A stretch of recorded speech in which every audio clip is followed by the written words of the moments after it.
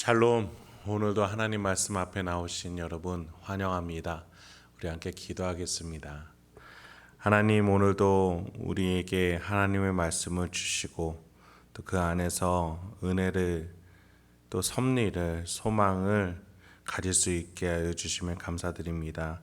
오늘 하나님 말씀 속에서 우리의 영혼을 깨닫게 해주시고 또 하나님이 주신 놀라운 영적인 축복들을 누릴 수 있도록 인도하여 주시옵소서. 그래서 세상이 줄 수 없는 그 놀라운 기쁨과 소망과 화평으로 오늘 하루도 살아갈 수 있도록 도와주시옵소서. 예수님의 이름으로 기도했습니다. 아멘. 오늘 함께 살펴볼 말씀은 예레미야서 36장 27절에서 32절입니다. 예레미야서 36장 27절에서 32절을 함께 나누도록 하겠습니다. 먼저 설교 전에 정정드릴 것이 있습니다. 어제 말씀 중에 소개된 왕은 시드기야 왕이 아니라 여호야김 왕이었습니다. 제가 말씀은 더 신중하게 전해드릴 수 있도록 애쓰도록 하겠습니다. 오늘 본문에서 하나님께서는 두루마리에 적혀 하나님의 말씀이 전해졌음에도 불구하고 면도칼로 말씀을 갈기 찢고 또 화롯불에 불태운 여호야김 왕에 대해서 집중적으로 말씀하고자 하십니다. 먼저는 27절 28절입니다. 왕이 두루마리와 바룩이 예레미야의 입을 통해 기록한 말씀을 불사른 후에 여호와의 말씀이 예레미야에게 임하니라. 이르시되 너는 다시 다른 두루마리를 가지고 유다의 여호야김 왕이 불사른 첫 두루마리의 모든 말을 기록하고. 하나님께서 기록하라고 하신 유다를 향한 메시지들, 그것을 여호야김은 개의치 않고 찢고 불태웠죠.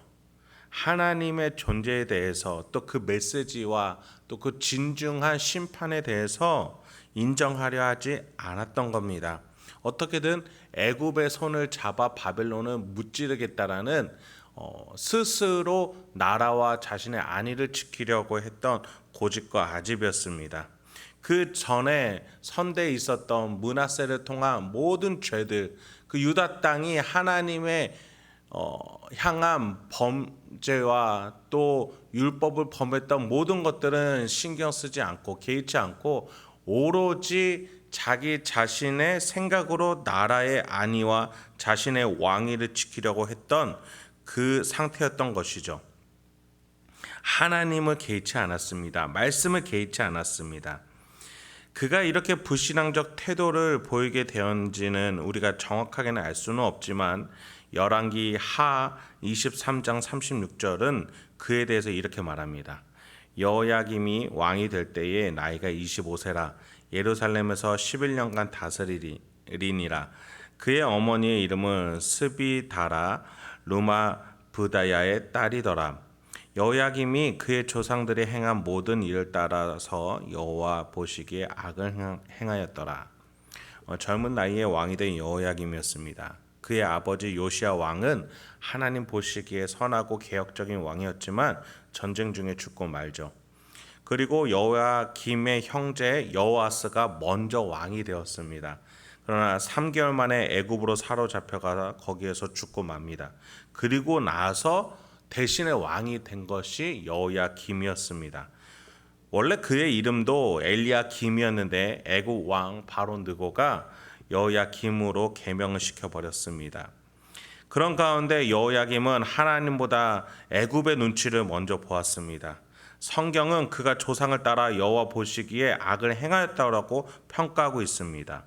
그의 아버지의 신앙적 유업이 있었지만 그는 따르지 않았습니다. 세상의 문화, 더 타락한 문화를 따라갔습니다. 그래서 그는 예레미야와 바룩의 사역을 전면적으로 부인하며 하나님의 말씀을 찢고 불태웠던 것이죠. 29절입니다.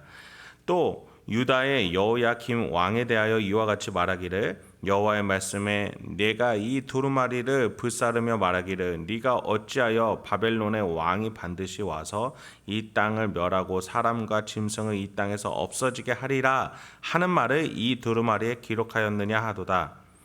그는 하나님의 말씀이 적힌 이 두루마리를 찢고 불태우면서 이렇게 말했던 거죠. 왜 저주스러운 말을 적었냐고, 왜 부정적인 말로만 가득하냐고, 당신들은 이 나라가 멸망했으면 좋겠냐고 이렇게 말했던 겁니다. 그의 신앙은 하나님을 신으로 인정하면서도 하나님을 주인으로는 섬기지 않았습니다. 그에게는 지금 자신 옆에서 항상 침략하려고 하는 바벨론의 눈치가 보였고 또 도와줄 수 있을 것 같은 애굽의 눈치를 더 크게 보았습니다.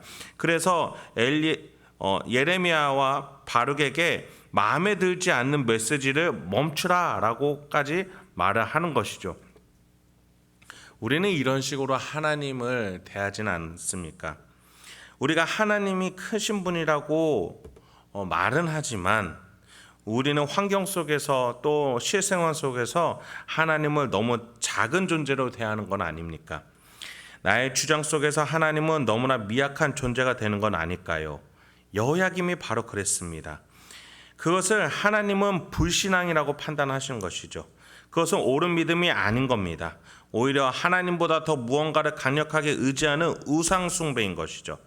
그래서 우리는 우리 심령이 과연 하나님을 크신 존재로 인정하고 있는지, 나의 삶을 다스리고 계시는 주인으로 인정하고 있는지 항상 돌아볼 수 있어야 합니다. 31절입니다. 그러므로 여호와께서 유다의 왕 여호야김에 대하여 이와 같이 말씀하시니라. 그에게 다윗의 왕위에 앉을 자가 없게 될 것이요 그의 시체는 버림을 당하여 낮에는 더위 밤에는 추위를 당하리라. 또 내가 그와 그의 자손과 신하들을 그들의 죄악으로 말미암아 벌할 것이라. 내가 일찍이 그들과 예루살렘 주민과 유다 사람에게 그 모든 재난을 내리리라 선포했으나 그들이 듣지 아니하였느니라. 하나님의 말씀을 찍고 불태우고 비웃었습니다. 그의 신하들도 마찬가지였습니다. 하나님의 약속과 그 약속을 일으키심 또 이뤄내심 성취를 비웃고 무시하려 했습니다. 무효화하려고까지 했습니다. 여호야김에 대해서 굉장히 분노의 말씀을 그래서 하나님은 쏟아내십니다. 다윗 언약으로 왕권이 지켜지게 하겠다라는 하나님의 약속이 취소되는 것 같이 보입니다. 우리는 알고 있습니다. 예수 그리스도를 통해서 성취됩니다. 그런데 중간에 여호야김 때에 끊어질 것 같이 하나님은 그렇게까지 말씀하십니다. 왜입니까? 불순종이 있었기 때문입니다. 고대 사회에서 매장을 제대로 하지 않는다는 것은 내세에 영향을 준다라는 생각이 주류였습니다. 하나님께서는 그런 표현을 직접적으로 쓰시면서까지 엘리야김의 장사를 제대로 지내지 못하게 될 것이라고, 그의 후손이 그를 장사하지 못하게 될 거라고까지 말씀하십니다.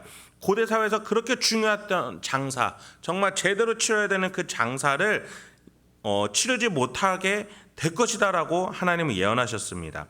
그래서 후에 여호야김의 아들 여호야김도 포로로 잡혀가 왕위를 유지하지 못하게 됩니다. 하나님의 관계, 언약, 은혜 밖으로 나가는 것은 우리 삶 스스로를 이런 절망의 상태로 몰아내는 것밖에는 안 되는 것이죠. 하나님께서는 일찍이 그들에게 재난을 계속 선포했고 경고했다라고 하셨지만 그들이 듣지 않았다. 그들이 신경 쓰지 않았다. 그렇게까지 얘기하십니다. 그렇습니다. 실제적으로 여호야김은 재위 동안 바벨론을 3년간 섬기다가 바벨론을 배반하기에 이르릅니다. 애굽이 도와줄 것처럼, 애굽의 원조가 있을 것처럼 여겼던 것이죠. 하나님이 아니라 그때도 애굽을 통해서 무언가 풀어보려고 했던 겁니다. 32절입니다. 이에 예레미야가 다른 두루마리를 가져다가 네리야의 아들 서기관 바룩에게 주매 그가 유다의 여호야김 왕이 불사른 책의 모든 말을 예레미야가 전하는 대로 기록하고 그 외에도 그 같은 말을 많이 더하였더라. 하나님은 계속해서 여호야김에게 말씀하고자 하십니다. 그것을 알고 있는 예레미야는 여호야김 왕으로 인해 찢겨진 하나님의 메시지를 다시 기록하게 합니다. 이제는 더 기억을 더듬으면서 하나님의 메시지를 더 자세하고 많은 양으로 기록하려 합니다. 하나님은 그렇게 계속 여호야김을 부르실 겁니다. 회개로, 순종으로, 인격적 관계로요. 그렇습니다. 우리는 항상 하나님이 우리를 부르고 계신 것을 기억해야 됩니다. 하나님의 섭리가 우리 인생 가운데 흐르고 있다는 것을 영적인 눈으로 볼 수 있어야 합니다. 예수 그리스도의 십자가가 우리 안에서 흐르고 있음을 기억해야 합니다.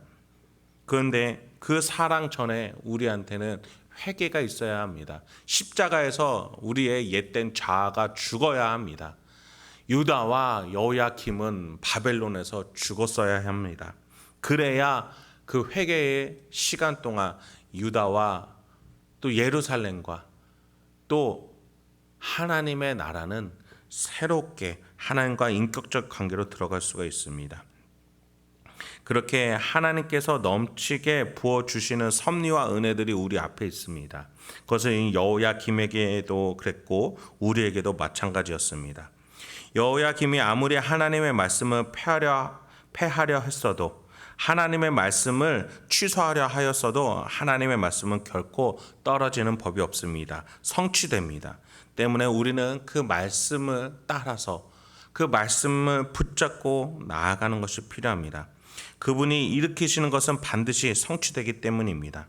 때문에 우리는 오늘도 십자가로 나아가서 우리의 옛된 자아를 무너뜨리고 새로운 거듭난 하나님이 구원하시는 우리 자신 자아가 있음을 믿으면서 우리가 오늘도 십자가 앞으로 하나님의 섭리로 그 말씀으로 나아가길 소망합니다. 함께 기도하도록 하겠습니다. 하나님, 오늘도 우리에게 귀한 하나님의 말씀 주셔서 감사합니다. 오늘도 우리는 하나님을 작게 여기며 회개하지 않고 우리 스스로 인생을 성공하게 하려는 그런 욕망으로 가득 찬 여호야김과 같은 존재임을 고백합니다. 주여, 우리가 십자가로 나아가게 하여 주시옵소서. 우리가 우리의 옛된 자아를 십자가에 못 박고 죄를 또 우리 안에 악을 정말 멸망시키고 사망을 무너뜨리고 예수 그리스도의 그 십자가 안에서 승리하게 하여 주시옵소서.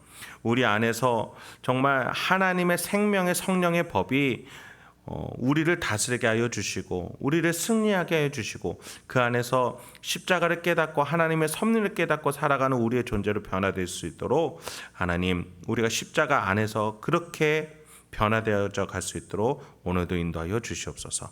이 모든 말씀 예수님의 이름으로 기도했습니다. 아멘.